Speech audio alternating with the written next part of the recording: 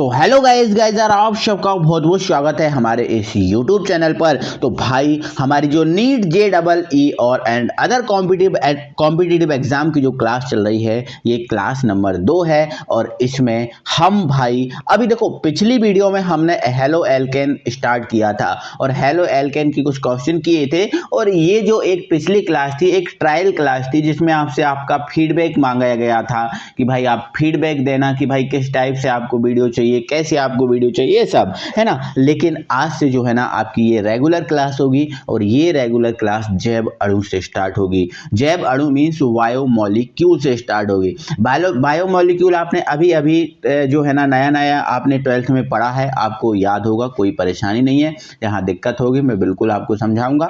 तो ये जो क्लास है ये थ्योरी प्लस ऑब्जेक्टिव क्वेश्चन है। मतलब इसमें आपको जो बताने वाली थ्योरी होगी वो भी आपसे शेयर करेंगे, वो भी आपके साथ बताएंगे, है ना। और बाकी ऑब्जेक्टिव क्वेश्चन हमारे चलेंगे ही, है ना।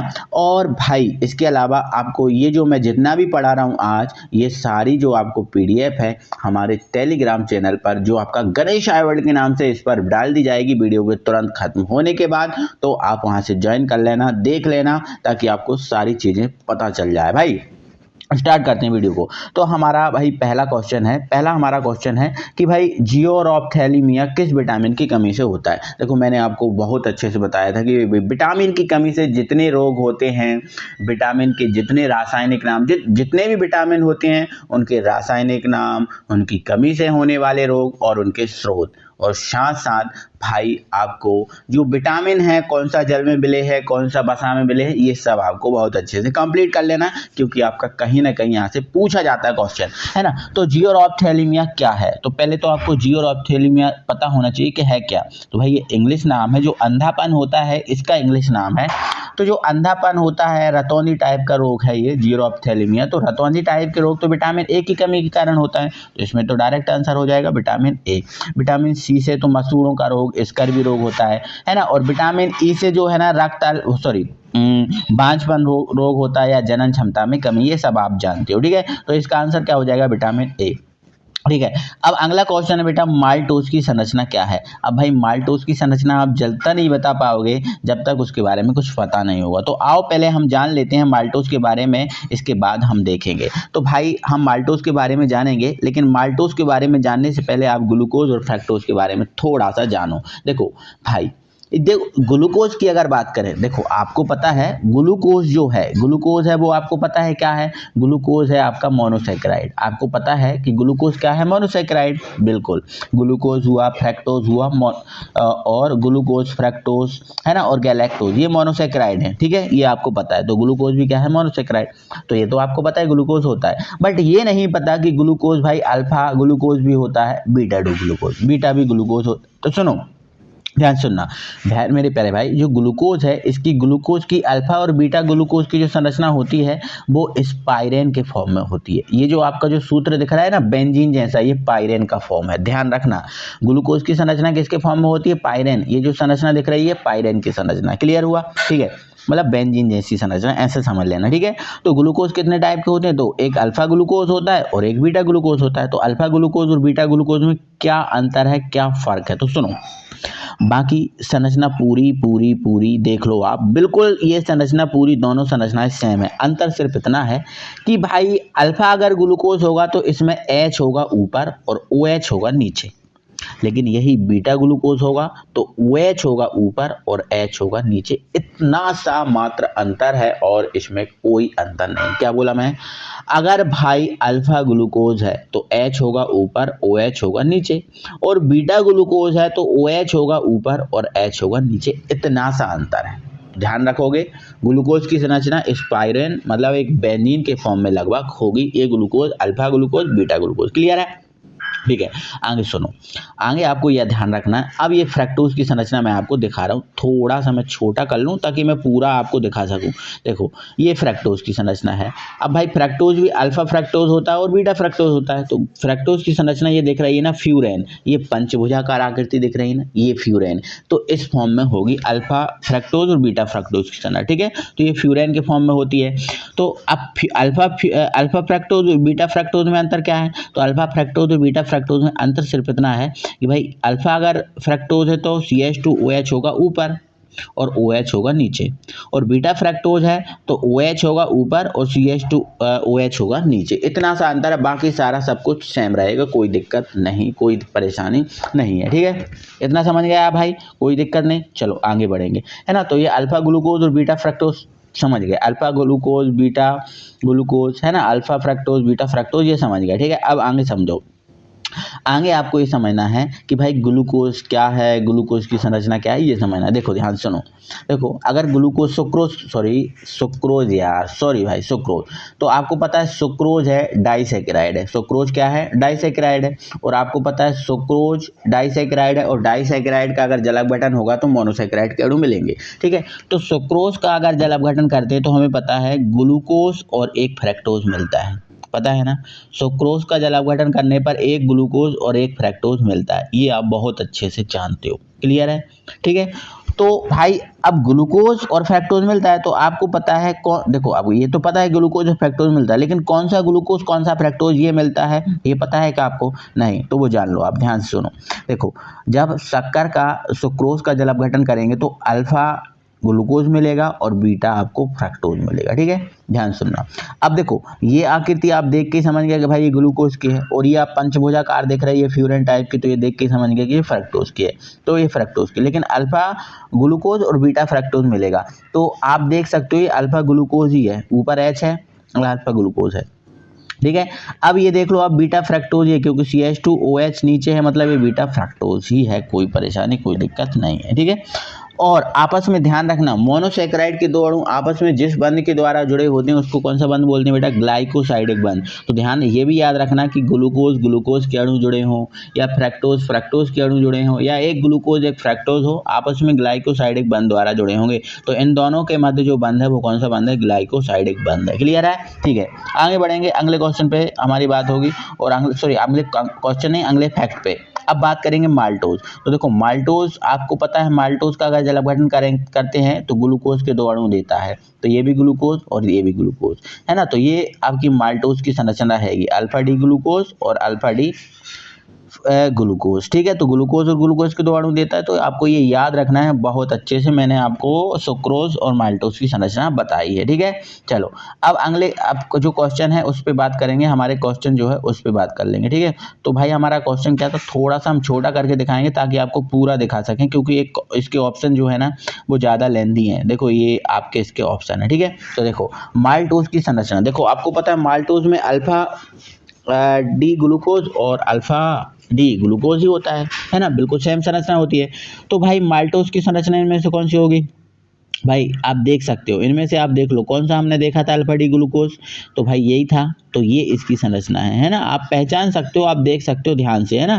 तो ध्यान रखना कि भाई ये इसकी क्या है, संरचना है, ये इसका सही है, माल्टोज की संरचना क्या है, ये है, तो इसका सही आंसर हो जाएगा। ठीक है भाई, चलो अगले क्वेश्चन पे बात करेंगे, और हमारा अगला क्वेश्चन क्या है उस पर देखेंगे। ठीक है, तो अगला हमारा क्वेश्चन है कि भाई ये क्या है, ये तीसरा क्वेश्चन है, ये आपको संरचना दे के रखिए थोड़ी खतरनाक सी, कि भाई ये क्या कहलाता है ना, ये आपसे बोला है। तो भाई ये संरचनाएं आपको याद रखनी पड़ेंगी, मैं इसकी पूरी PDF आपको टेलीग्राम चैनल पर डाल दूंगा, आप देख लेना। ठीक है, तो ये संरचना किसकी होगी, तो भाई ये संरचना है अल्फा डी राइबोज की। ठीक है, अल्फा डी राइबोज की ये संरचना है। ठीक है, ये जो संरचना है वो अल्फा डी राइबोज की है। ठीक है, बाकी मैं इनकी संरचनाएं भी डाल दूंगा, आप टेंशन मत लेना। ठीक है, चलो अगले क्वेश्चन पे बात करेंगे, और अगला क्वेश्चन आपको थोड़ा सा ईजी मिल जाएगा। ठीक है, अब अगला क्वेश्चन है हमारा फोर्थ क्वेश्चन, निम्न में से कौन सा अभिकर्मक ग्लूकोज में कार्बोनिल समूह की उपस्थिति को सुनिश्चित करता है। देखो जो कार्बोनिल समूह की उपस्थिति को जो सुनिश्चित करता है वो कौन है, तो वो है आपका सुनिश्चित नहीं करता, ये बोला है, सुनिश्चित नहीं करता, यही गड़बड़ हो जाता है। अभी सुनिश्चित करता है और सुनिश्चित नहीं करता, तो सुनिश्चित कौन करता है ये पता होंगे तो सुनिश्चित नहीं करता वो पता चल जाएगा। तो जो NH2OH है या Br2 और जो जल है या जो HCN, ये जो है कार्बोनिल समूह की उपस्थिति को तो ये सुनिश्चित करते हैं, लेकिन नहीं करता वो कौन है, वो है आपका एसिटिक एनहाइड्राइड।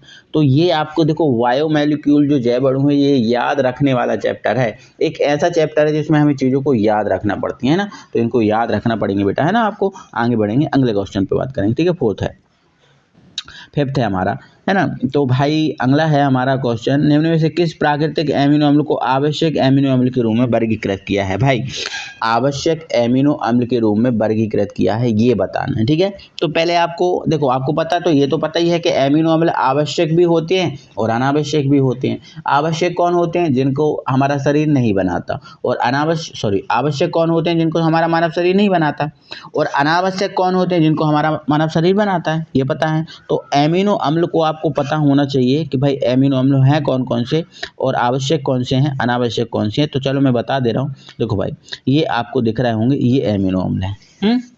अब एमिनो अम्ल में, इनमें देख रहे होगे, कुछ एमिनो अम्ल में क्या लगा हुआ बेटा, स्टार लगा हुआ। देखो आप, कुछ एमिनो अम्ल में क्या लगा हुआ, स्टार, और कुछ में स्टार नहीं लगा। तो जो स्टार लगा हुआ है वो हैं आपके आवश्यक, वो हैं आपके कौन से, आवश्यक, और जिनमें स्टार नहीं लगा है वो है आपके अनावश्यक। इस बात को याद रखना।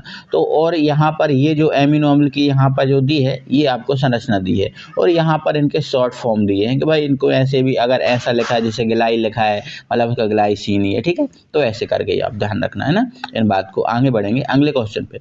अभी अगले क्वेश्चन पे बात नहीं होंगे, आपको एमिनो अम्ल बहुत सारे दिखा दे रहे हैं, जैसे आप देख सकते हो ये एमिनो अम्ल है ना। इसका स्क्रीनशॉट ले लो, बाकी आपको इसकी पीडीएफ तो डाल ही दी जाएगी, तो इसमें कोई दिक्कत नहीं है, ठीक है। तो आप देख लो आप, है ना। जिनमें स्टार लगा है वो है आवश्यक, और जिनमें स्टार नहीं लगा वो है अनावश्यक, ठीक है।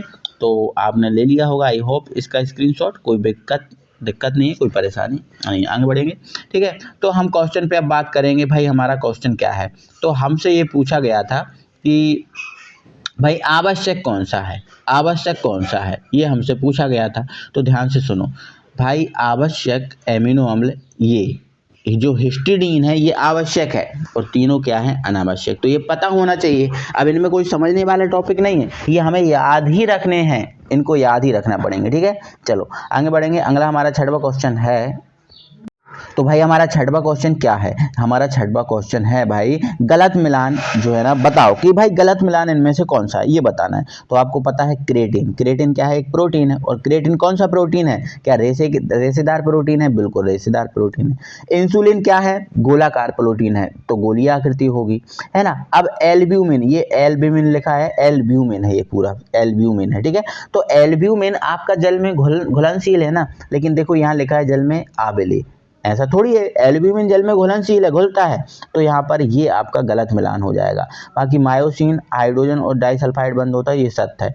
तो आपका तीसरा जो है ना गलत मिलान आपको बताना था, तो ये एल्ब्यूमिन वो है तीसरा, वो जल में आबिले लिखा है, बट ये जल में विलय होता, तो यही इसका सही आंसर हो जाएगा, तीसरा, ठीक है। चलो अब आगे बढ़ेंगे, अगले क्वेश्चन पे बात होगी। और दिए गए हाइड्रोकार्बन में कौन से मोनोसैकेराइड हैं। अब ध्यान रखना, ये क्वेश्चन है आपका, इनमें कौन से हाइड्रोकार्बन है, मतलब ये जो आपको हाइड्रोकार्बन दिए हैं ये कौन से हैं, ये आपको बताना, ठीक है। देखो अभी हमने आपको हाइड्रोकार्बन के बारे में बताया, अल्फा के और बीटा ग्लूकोज, अल्फा और बीटा फ्रक्टोज, ये बताए हैं। तो आप देखो, ये तो आपको निश्चित है कि ये ग्लूकोज है, और ये निश्चित है फ्रक्टोज है, बट कौन सा अल्फा ग्लूकोज है कि बीटा ग्लूकोज, कौन सा है ये बताना है। ये अल्फा फ्रक्टोज है, बीटा फ्रक्टोज, ये बताना है, ठीक है।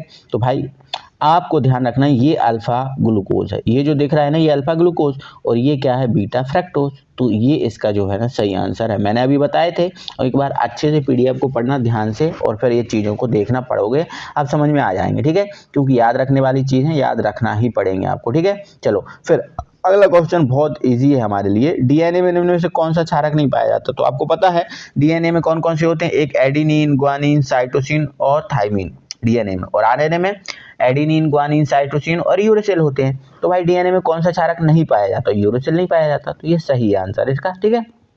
अगला है, कौन सा यौगिक टॉलेन अभिकर्मक को अपचयित नहीं करेगा। ये नवा क्वेश्चन है, टॉलेन अभिकर्मक को अपचयित नहीं करेगा वो कौन सा यौगिक, है ना। तो जो सुक्रोज होती है मेरे भाई, शक्कर होती है, ये टॉलेन अभिकर्मक को बिल्कुल भी अपचयित नहीं करती, ठीक है। तो ये शक्कर इसका सही आंसर है। बाकी ग्लूकोज, फ्रक्टोज और जो मैनोज होता है ये टॉलेन अभिकर्मक को अपचयित करता है, ठीक है। आगे बढ़ेंगे, अगले क्वेश्चन पे बात होगी, है ना।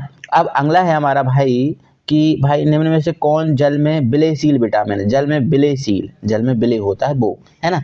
तो आपको बताया था मैंने, बस का मतलब होता है बी का मतलब, बा से मतलब बी और सा से मतलब क्या, सी। तो जो बी और सी होते हैं वो जल में घुलनशील है, इनके अलावा जो भी हैं वो जल में घुलनशील नहीं है।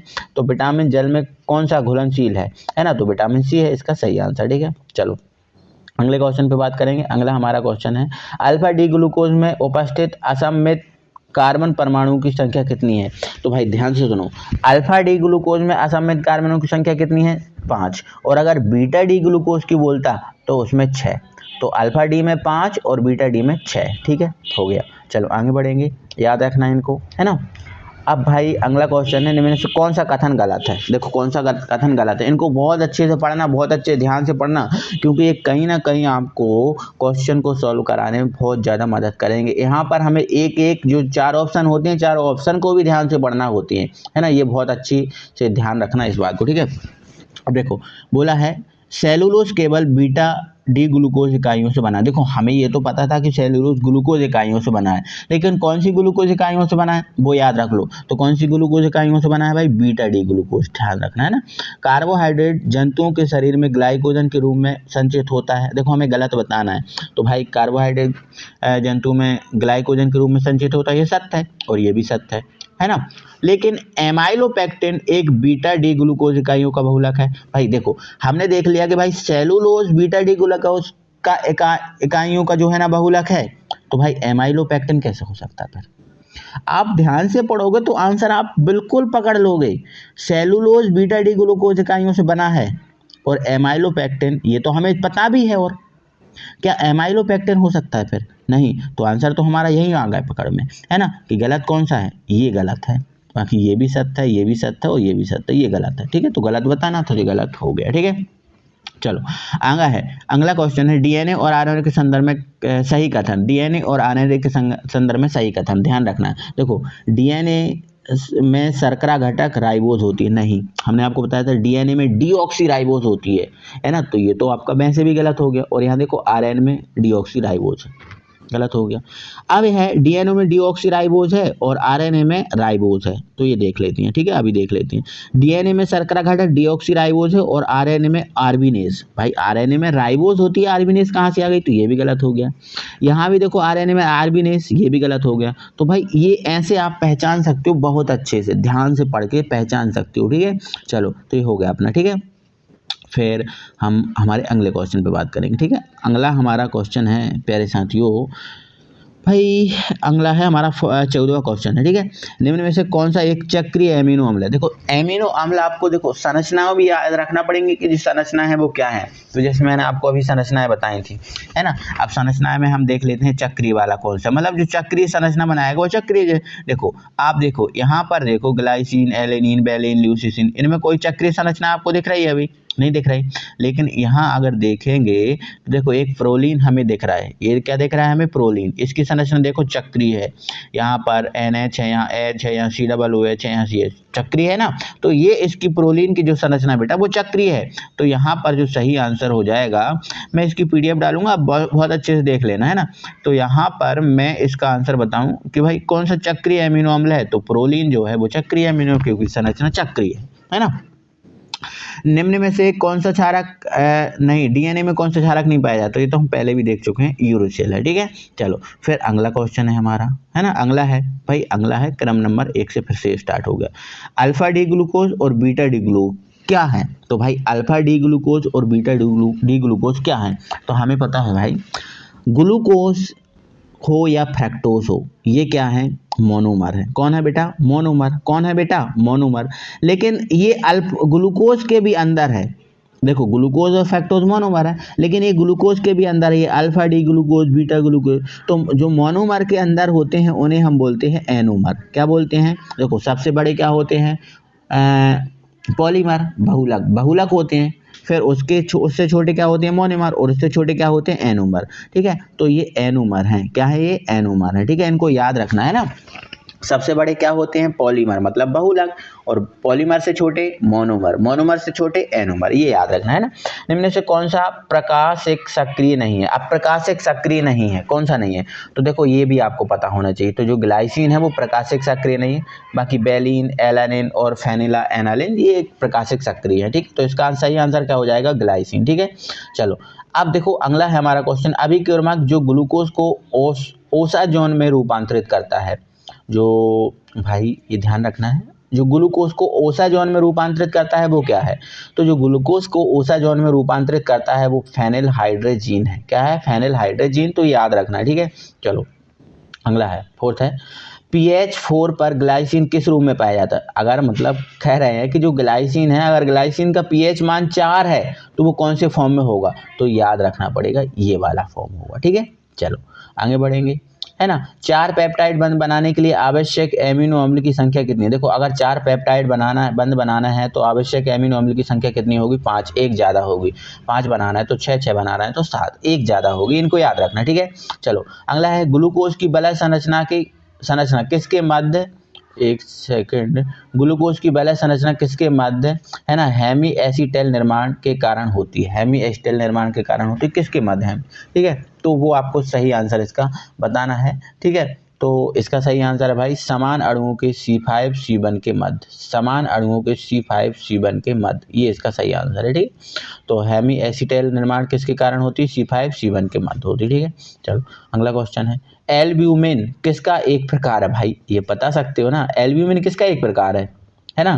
प्रोटीन का प्रकार है, रेशेदार, देखो अब प्रोटीन भी नहीं है, रेशेदार भी है और गोलाकार, दोनों टाइप के हो गए, है ना। तो आपको पता है भाई जो एल्ब्यूमिन किसका प्रकार है? बता सकते हो, जल्दी बताओ। गोलाकार प्रोटीन है ना, गोलाकार प्रोटीन है ना एल्ब्यूमिन। एल्ब्यूमिन हुआ, इंसुलिन हुआ, ये गोलाकार प्रोटीन के अंदर आते हैं, तो ये गोलाकार प्रोटीन है और गोलाकार प्रोटीन जल में विलय होता है, ठीक है।